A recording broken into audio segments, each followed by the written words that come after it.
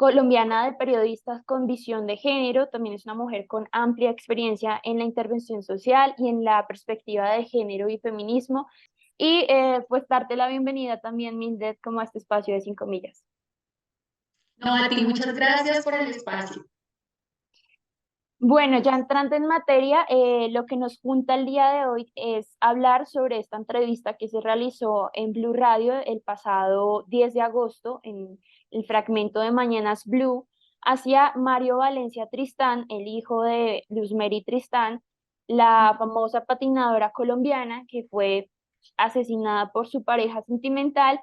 y pues que se abordaron una serie de temas que nos indignan mucho frente al manejo periodístico que se le dio a la entrevista. Entonces, partiendo de esto también, creo que es importante mencionar que la Red de Mujeres,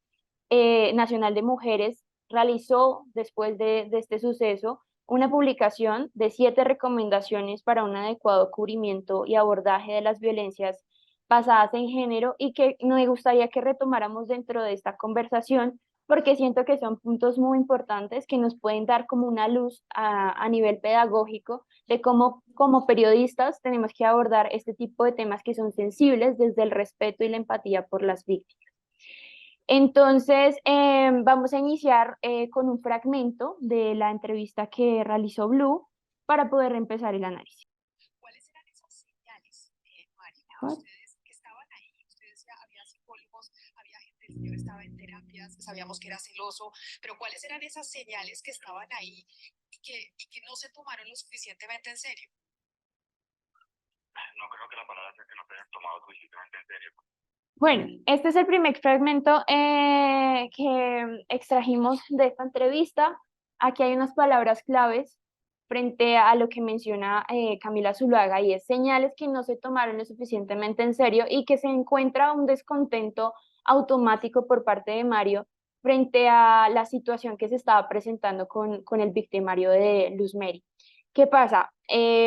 Siento que el abordaje que se le está dando para hacer un juicio de valor de si se tomaron o no lo suficientemente en serio la situación, ya está generando un problema de comunicación en donde la víctima también está expresando que no se refieran al tema de esta forma. Y me gustaría preguntarte, ya desde un ejercicio pedagógico, que también es una de las misiones de este espacio, es como periodistas, si queremos abordar estas señales para evitar posibles desenlaces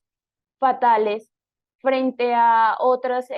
situaciones de violencias de género, si queremos hablarle a nuestro público sobre esas señales que se pueden estar presentando y que podemos empezar a identificar en estos temas, ¿cómo podemos abordar la pregunta precisamente para no generar este juicio de valor que sí se generó desde esta entrevista de Blue? Bueno,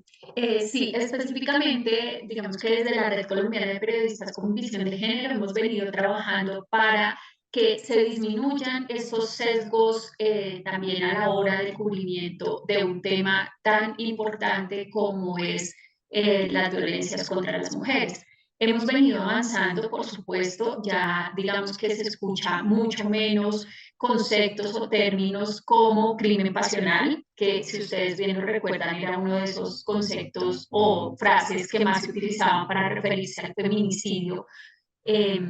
y hoy en día, pues hemos avanzado, pero siguen pasando este tipo de situaciones debido a que las violencias contra las mujeres están muy naturalizadas. ¿Qué significa el tema de naturalizar? Es que lo vemos como algo natural, algo que pasa, pero también muy justificadas frente a algunos hechos. Entonces, en esta medida, aquí digamos que se justifica un poco el tema del feminicidio, es decir, que no se toman en serio las señales, pero también llegamos a un punto que es muy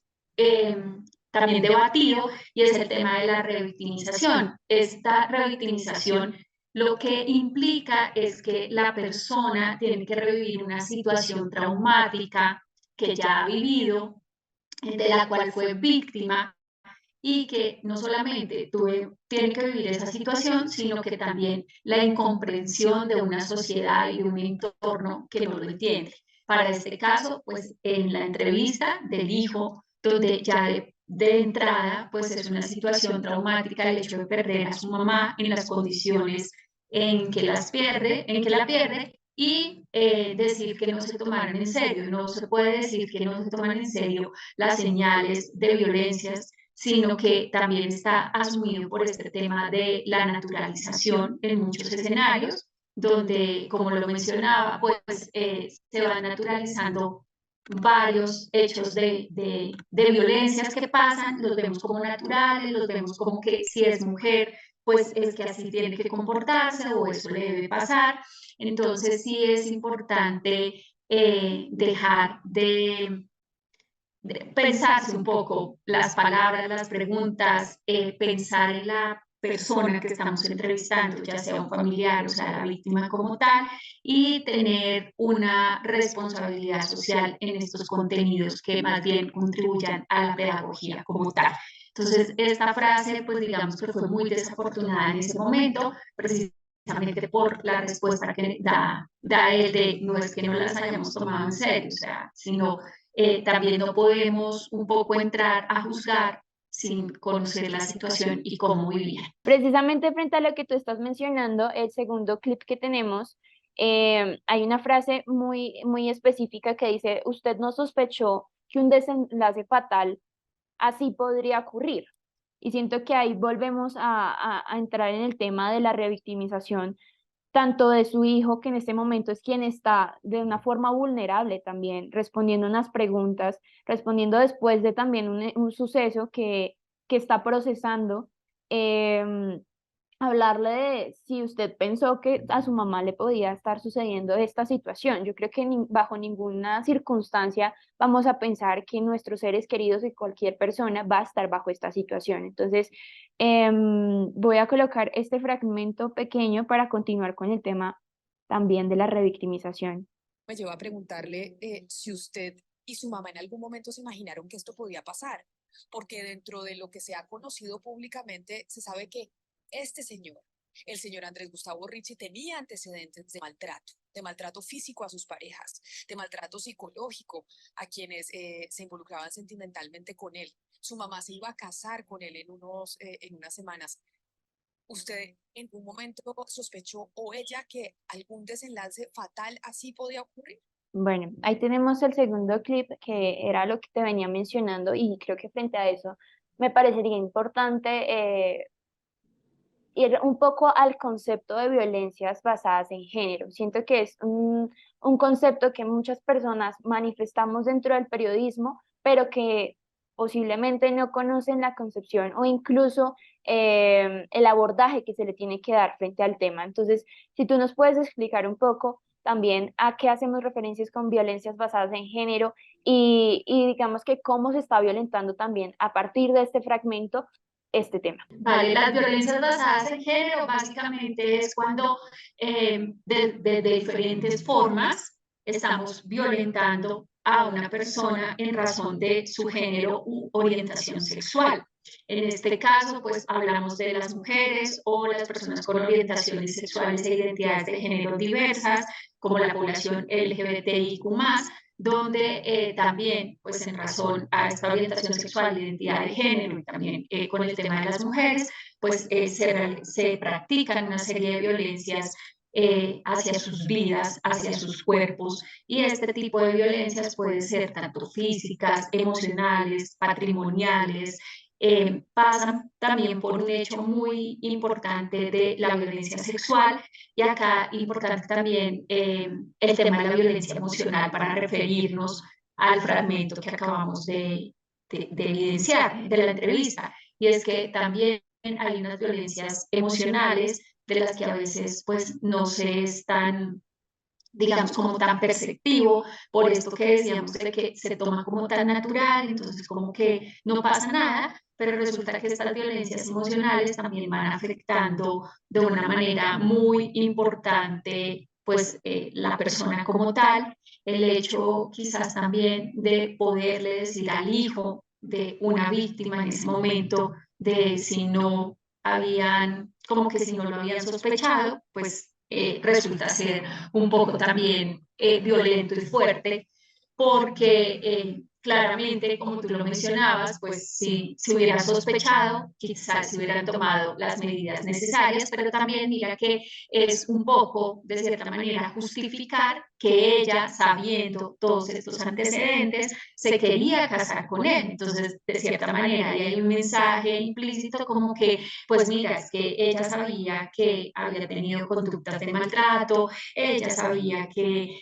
cómo era él, pero sin embargo ella se quería casar con él. Al final, esto es lo que encontramos muchas veces en los discursos cotidianos y es que se termina justificando la muerte de una mujer, el feminicidio, simplemente porque entonces se dice, pero si ella sabía qué hacía con él, ella qué hacía ahí. Entonces es como que ella buscó que eso le pasara, cuando sabemos que evidentemente en ningún momento las mujeres van a buscar o están pensando en que su pareja, a la persona que aman, con la persona que han compartido tantos años, tanto tiempo, con la cual tienen muchas expectativas, pues va a acabar con su vida. Entonces, estas justificaciones, estos estereotipos también de que pensamos que pues son las mujeres quienes tuvieron la culpa y no el victimario, que es la persona que planifica. Estamos en una sociedad patriarcal donde también si tú no eres mía, no eres de nadie. Los medios de comunicación con este tipo de preguntas y de afirmaciones pues terminan también un poco replicando y confirmando estos imaginarios colectivos frente a si la mató es porque ella se lo buscó. Algo le hizo. ¿Qué hacía con él si era tan mala, tan malo? Pero es que estos hechos de violencias siguen pasando, es por culpa de las mujeres, por cómo ellas se visten, por cómo ellas actúan, pero no recae sobre el tema del victimario como tal. Entonces hay que empezar un poco también a deconstruir esos imaginarios, esos estereotipos que se han venido pues construyendo a lo largo de la historia frente a lo que significa ser mujer y cómo las mujeres al final, como lo mencionan, dicen, terminamos buscando pues que nos maten cuando esto definitivamente no es y no puede ser así. Siento que esta normalización que tenemos en nuestra sociedad del culpabilizar, del revictimizar, del especular y hasta del estereotipar a las víctimas, como tú ya lo mencionabas, de decir la culpa es de ella porque ella no tomó la decisión o la determinación de separarse de esta persona, es mucho más sencilla de entrar también a un análisis de por qué esta otra persona tiene estos comportamientos y termina en un hecho violento. A no aceptar también este tipo de acciones y a recriminarlas, porque es más fácil recriminar a la víctima que ya no está para entrar también en un concepto de defensa de el por qué se dan estas situaciones. Y por eso quisiera pasar con un tercer fragmento en el que ya hablamos un poco del papel de la mujer, tanto esa concepción que tenemos como una mujer profesional, que ellas la mencionaban mucho como una berraca, pero una berraca que le quedó un poco grande, entre comillas, como ellas lo mencionan, el estar empoderada también en su vida emocional, algo que me parece completamente doloroso para a mí como mujer y yo creo que a cualquier persona que te puedan estar diciendo básicamente como eres tan inocente para este tema en específico, pero para este otro sacaste toda la valentía del caso y representaste a tu país y creo que una cosa no tiene absolutamente que llegar a ver con la otra ni a justificarla. Entonces, vamos con el siguiente fragmento. Como usted dice, era muy noble. Tal vez ella pensaba que lo podía cambiar, que le iba a escribir una nota para que él reaccionara, para que él recapacitara. Y en uno de esos audios ella habla de que él tenía como una obsesión con ella, pero ella dice, y bueno, y que yo también tengo con él, o seguramente tengo con él. Y le digo esto porque sobre esto es mi pregunta. ¿Cómo uno puede entender que una mujer, digamos, del tamaño de Luz Mary Tristán, con sus logros, lo que eso significaba para ella en materia de empoderamiento, de autoconfianza, de amor propio, pudiera como ser víctima de ese entrampamiento psicológico que la llevó a incluso creer que ella podía cambiar a su victimario? O sea, ¿dónde quedó el empoderamiento de ella a raíz de todo, de su independencia económica, sus triunfos y demás? ¿Dónde quedó todo eso? Bueno, entonces retomando este fragmento, yo creo que acá podemos hablar de varias cosas. Primero, creo que el fragmento muestra mucho el tema de la revictimización que tú ya nos estabas aclarando un poco el concepto. Y me gustaría que también tú nos ayudaras a hacer un análisis de cuáles son esos puntos específicos de este fragmento, de esta conversación, en donde se está revictimizando a Luzmeri Tristán y a su vez cómo se le está irrespetando su emocionalidad, poniendo de cierta forma en tela de juicio ese empoderamiento que ella tuvo acerca de su vida profesional como deportista y digamos que invalidando también sus emocionalidades frente a esta relación. Sí, claro, de entrada digamos que ya la pregunta es como un poco entran a equiparar el tema de todos sus logros profesionales, deportivos y el reconocimiento como con su tema emocional de decir, fue muy noble en aceptar y ella una mujer empoderada para el tema deportivo. Entonces, de entrada, pues digamos que se considera a veces también que las violencias son hechos aislados, es decir, que no pasan con frecuencia, que no es un problema de salud pública, que esto le pasó quizás solamente a ella, a veces se muestran los escenarios o los casos de personas reconocidas, pero lamentablemente este es un tema que pasa a diario, porque se olvida también que estamos en una sociedad patriarcal donde se ha primado mucho más lo relacionado a lo masculino, donde se le ha dado un valor más significativo a lo relacionado con lo masculino y donde lo femenino pues está tildado como con ese tema de la sutileza, la feminidad y esto pasa por los hechos de violencias. Entonces creemos primero que que esta persona era tan buena gente, tan querido, que cómo iba a cometer una violencia. Los victimarios, digamos que hemos visto con los casos más emblemáticos que más se han divulgado, para poner solamente este ejemplo, que son distintos, es decir, no hay como un patrón para decir quién se comporta de esta manera o de esta otra manera, puede hacerlo o no puede hacerlo. Esto diciendo un poco que si bien hay unas señales de alarma en algunos momentos, no quiere decir que haya un patrón para el victimario, como tal, para que un victimario pues sea al final quien termina pues en esta situación, ¿no? Y cometiendo feminicidios. Y para el caso pues de cómo realmente empezamos en este fragmento también un poco a quitarle valor a estos hechos que ella realizó dentro de su carrera deportiva, porque digamos que se resta el valor, es que, como le decía yo hace un momento, no podemos entrar a equiparar una cosa con lo otro, porque las relaciones también sentimentales y amorosas pasan por otros escenarios que también como se han mantenido dentro de lo privado, que siempre nos han dicho como la ropa sucia se lava en casa, y hay todos esos imaginarios de que si tu esposo te pega, tu esposo te habla feo, eso mejor no lo digas, es mejor no hablar del tema, es mejor que tú seas sumisa, que tú seas callada. Entonces, no es un comportamiento individual, sino que es un comportamiento que la misma sociedad le ha atribuido a las mujeres frente a estos estereotipos e imaginarios. Y lo que se hace al seguir, pues, al decir esto, es como confirmar que las mujeres seguimos siendo sumisas, que las mujeres seguimos siendo nobles, que las mujeres no actuamos frente a estos escenarios de violencia contra las mujeres, pero se olvida que atrás hay toda una sociedad, que hay un sistema patriarcal que también nos ha dicho a las mujeres las formas en que sí o no debemos actuar y que esto se ha venido pues también rompiendo a partir del reconocimiento de nuestros derechos, pero que vamos en un proceso donde no todas las mujeres reconocemos estos actos de violencia que pueden estar cometiendo sobre nosotras precisamente porque se ha justificado y naturalizado como lo hemos venido hablando, sino que también porque nos han dado unos estereotipos. Aquí por eso el papel de los medios de comunicación y de las personas comunicadoras, quienes informamos, es precisamente empezar a hacer visibles pues todos estos estereotipos, ¿cierto? A dignificar ese mensaje informativo, evitar mensajes, palabras que reiteran esos estereotipos de género, la cosificación también de las mujeres y empezar también a hacer unas denuncias que deben calar en la sociedad frente a que las noticias sobre las violencias contra las mujeres deben estar pues dando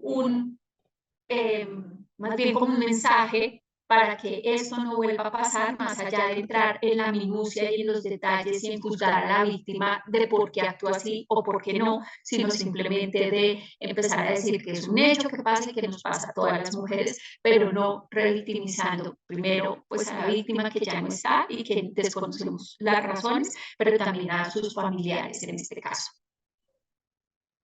Sí, yo creo que algo que agregar a este tema es el hecho que una persona tenga esta personalidad de ser noble o ser empática o ser amistosa con los demás, no quiere decir que por esta razón ya tenga que ser una víctima de violencias de género. Entonces, yo creo que también es un llamado a que pues no estereotipemos la personalidad de alguien, simplemente que por esto ya va a ser víctima de un hecho de este calibre. Y Y con eso que tú dices, Angie, perdóname ahí no, para tranquila. complementar,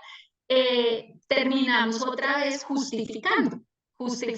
las violencias y entonces también diciendo y un poco llevándolo a que ella fue la culpable, porque quizás si ella hubiera sido un poco más fuerte, si ella hubiera tenido una personalidad empoderada, como nombran ahí, así como lo fue en el deporte, pues quizás no hubiera pasado estos hechos. Entonces, otra vez se vuelven a justificar de una manera, digamos, más sutil, cómo está de naturalizado esto sí, en todo nuestro ser que terminamos al final justificando los hechos y nada justifica las violencias contra las mujeres ni un feminicidio. Sí, yo creo que tú hiciste un cierre un poco más. Pensaría que para agregar, creo que sí es importante que desde el lenguaje como comunicadores, como periodistas, tengamos mucho cuidado y delicadeza frente a estos temas, frente a no empezar a justificar a los victimarios de que no fue, por ejemplo, una expresión que utilizan mucho aquí en Colombia de la mujer, el hombre llega hasta donde la mujer se lo permite. No, en lo absoluto, o que tenemos que ser mujeres con talante para que nos respeten en lo absoluto. Em, yo creo que también es un ejercicio entre hombres y mujeres y, digamos entre las diferentes diversidades de aprender a tener unos límites de respeto y a también reconocernos como seres independientes y pensantes que sabemos para dónde van nuestras acciones y que no podemos decir como, ay, no lo tenía contemplado, simplemente pasó, porque no es así. Em, me, Sí, me gustaría como cambiar un poco también el ritmo de la situación, porque una de las cosas que también generan bastante indignación es el hecho de que utilizan esta entrevista para hablar sobre temas de sus relaciones pasadas, de cómo su ex esposo tuvo relaciones de temas ilícitos, de negocios ilícitos, y también cómo fracturan esa relación familiar de su hijo con su padre, independientemente de la situación socioeconómica que llevaba su padre, su hijo también pide respeto frente al tema porque también ya estamos asumiendo que por este tipo de negocios que poseía el padre de Mario Valencia, ya también es una persona violenta. Entonces, vamos a ver el video para también generar como un poco esta conversación. Le voy a hacer una pregunta, por supuesto, con todo el respeto, pero con la única intención de que quede un mensaje que me parece muy importante oírlo de su boca. Su mamá estuvo, pues primero con quien fue su padre, a quien llamaban el caballista Mario Valencia Trujillo, que fue extraditado por narcotráfico. Luego no sabemos qué otro tipo de relaciones tuvo, pero luego se involucró con este señor que termina matándola. Y pues uno puede ver ahí como unos perfiles de estas parejas que tienen que ver o con negocios ilícitos o con el trago, la violencia, en fin. Y son personas que, o sea, así son muchos hombres, así son muchas personas, y no le ven problema a eso, y se crían así, y crecen así, y viven así, sin autocuestionarse.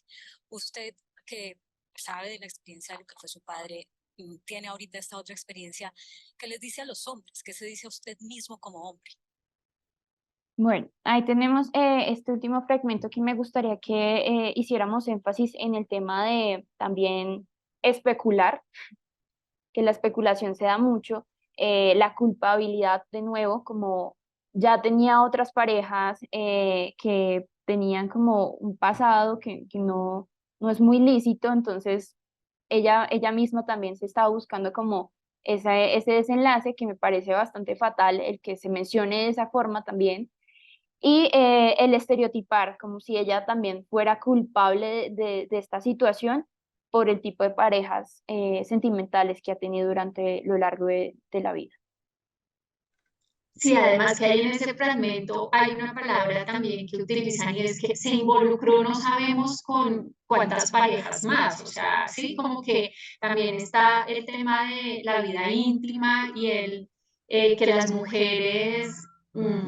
se les cuestiona mucho el tema de la sexualidad, ¿no? Y de su vida íntima y de su vida en pareja. Y volvemos, creo que, a lo que hemos sido muy reiterativas a lo largo de esta conversación y es cómo se justifica y cómo se termina también,